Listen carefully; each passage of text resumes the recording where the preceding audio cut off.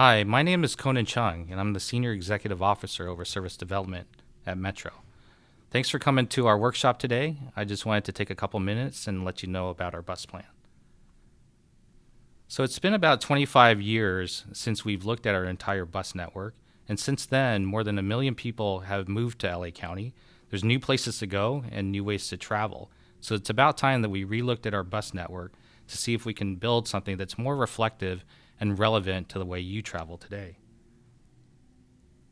So Metro has a strategic vision, Vision 2028, and that calls for us to create a world-class bus network. Now, a world-class bus network needs to be both competitive and attractive. NextGen is really focused on the competitiveness of the bus system, which includes being fast, frequent, and reliable for everyone within LA County.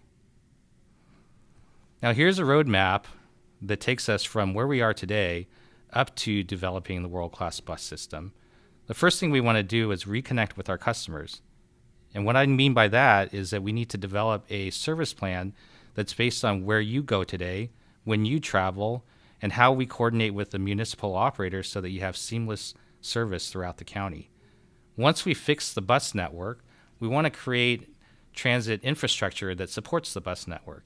And when I talk about that, those are things like speed and reliability improvements, bus lanes, queue jumpers, signal priority, and so forth that gets the bus through the congested streets faster. Also creating safe and comfortable waiting environments, because we know from all of our surveys and outreach that your waiting environment and getting to the bus is equally important as being on the bus itself. And then finally, optimizing our operations so we're not spending valuable resources wasted trying to find a layover location where we can use that resource to put into more service for you. Now, throughout the last 2 years, we've done a lot of talking to people. We've actually reached more than 10 million people, and we've received over 14,500 comments. We've been through about 260 different workshops, community meetings, pop-up events, and so forth.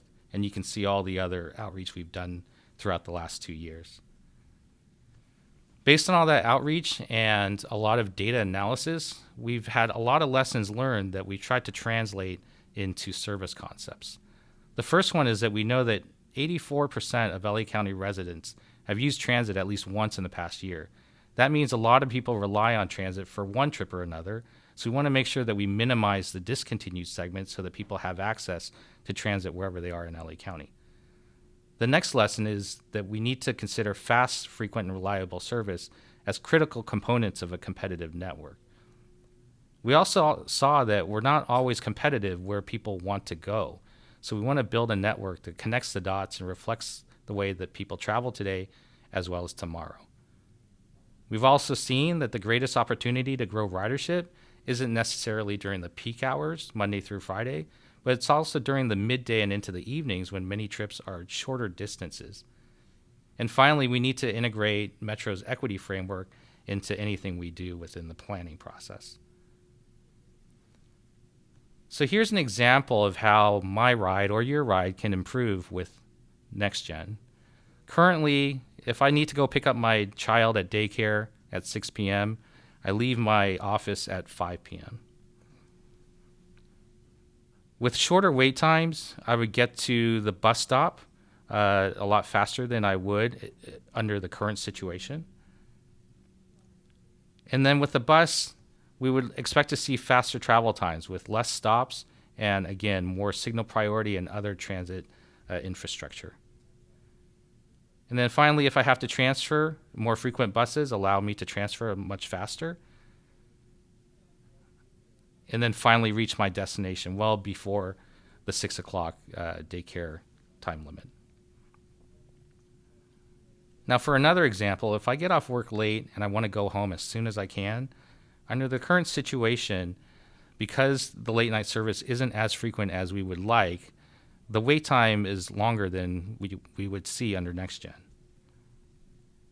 Again, with the travel time, we would see slight improvements.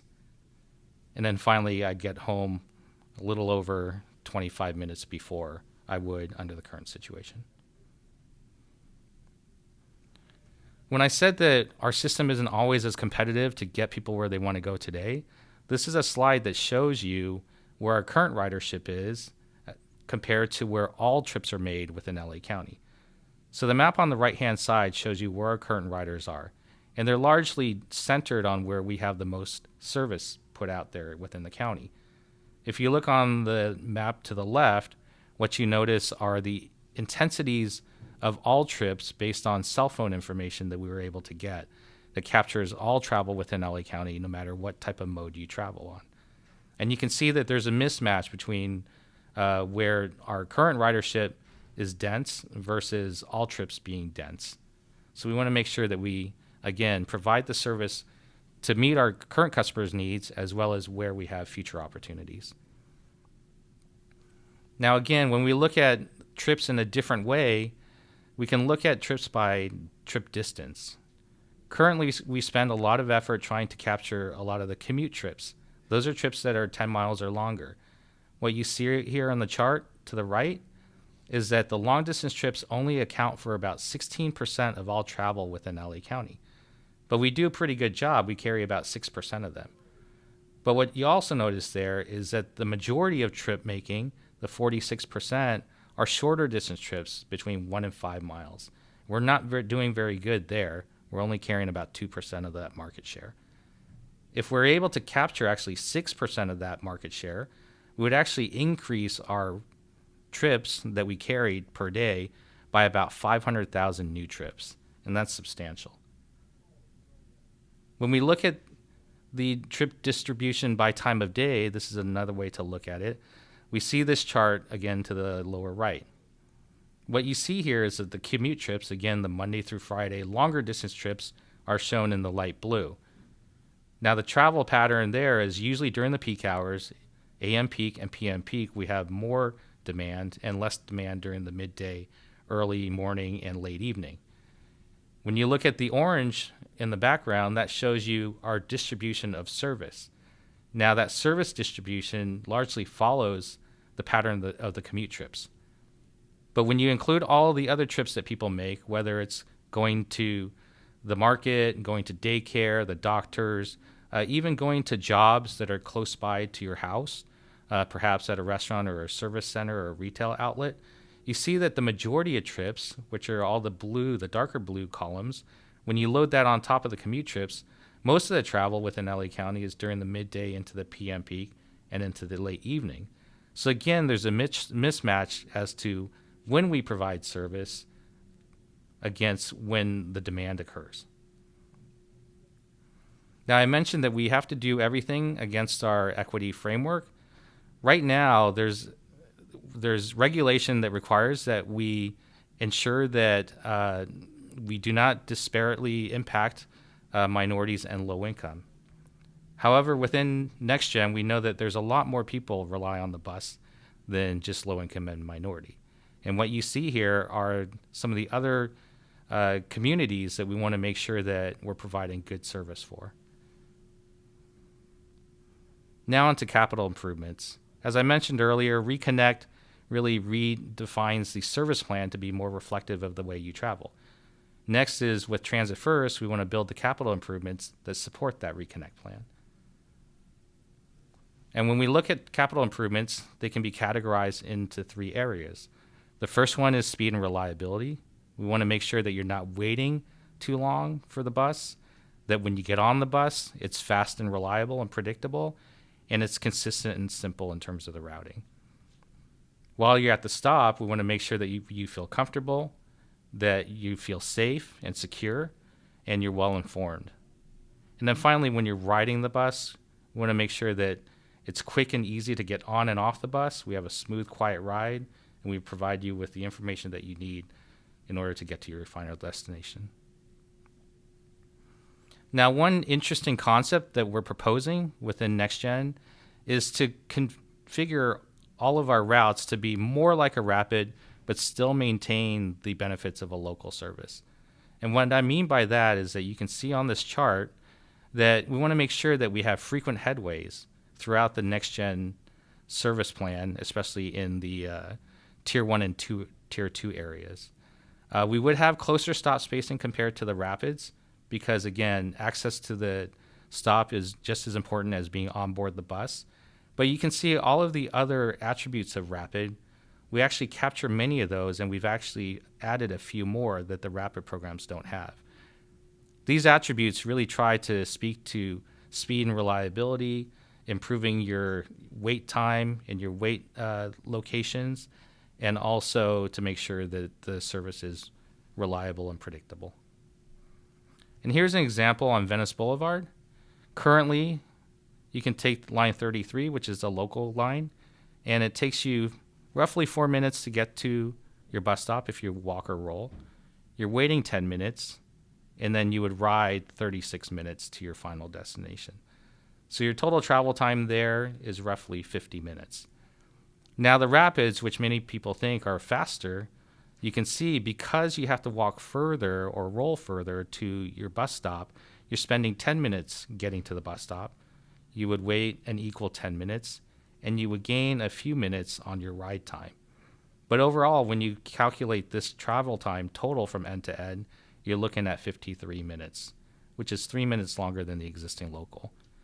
With our NextGen hybrid or optimized service, what you see is that your walk or your roll to the bus stop is about 6 minutes, a little bit between the local and the Rapid. You would wait 5 minutes because we would combine the services between the local and Rapid, and then you would ride about 35 minutes. So overall, it's about a 46-minute total travel time, which is an improvement over the local and the Rapid.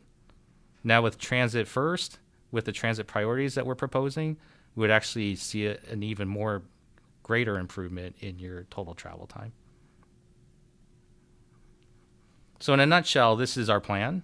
What you see here on the map is a full complement of frequent services all the way to less frequent services. As you can see with the dark red lines, those are services that would operate every 7.5 minutes from AM peak through the midday and into the PM peak throughout the day. The gold colored lines would operate between 7.5 to 10 minute frequencies. The greens would be 11 to 15 minute frequencies. The blue lines or corridors would be 16 to 30 minutes. And then the purple lines would fill out the network with the 30 minute or greater frequency services. What you also see here are the Metro rail lines in the darker gray, as well as Muni lines and Metrolink lines all in gray. So when you add together all the Metro services, as well as the rail lines and the municipal operators, there's a robust network that provides coverage and access throughout the LA County area. And in fact, more than 80% of Metro's bus riders would have frequent all-day service compared to 48% today. So when we look at the results between all of these scenarios that we talked about, you can see that with Reconnect and Transit First, we maintain the same amount of service levels that we have today at 7 million hours. But with Transit First, we can actually increase the amount of revenue miles we operate because we're going faster. And what that means is that when we can put more miles out there, in this case 5.5 million more miles every year, that means more trips. So for the same amount of resources, we can actually provide more service. What you also see here are that the high frequency lines, the lines that go every 10 minutes or better, significantly increase between the existing into the Reconnect plan and into the Transit First, especially during the weekends. What you also notice is that people within walk access of high frequency service increases more than doubled. Our ridership projections here with Reconnect, we expect to see an increase of 5 to 10% in our ridership over current conditions today. And with Transit First, we see a 15 to 20% increase in ridership, which is substantial. And again, we tried to minimize lost coverage for people throughout the system because we know that many people count on bus service within LA County. So a couple of takeaways for you to consider when you walk through our workshop today. More than 80% of Metro's bus riders would have frequent all-day service. Improvements are all about travel time, but not just that. It's also about access and comfort while waiting for and riding the bus. And finally, we want to develop a 7-day-a-week network for all trips, not just for commute trips. So with that, please enjoy the public workshops. We're having them during the February and March time period. You can see on our next steps slide here that we plan to have public hearings on the service plan in June, with Service Council approvals in August and board approvals in September. If all that happens, we would start implementing our service plan in December 2020, and it should last for 2 more years after that. And throughout this whole time period, we're also going to be building out the capital program. And you can see that on the slide as well. So with that, I recommend that you enjoy this workshop, and thank you for spending a few minutes with me.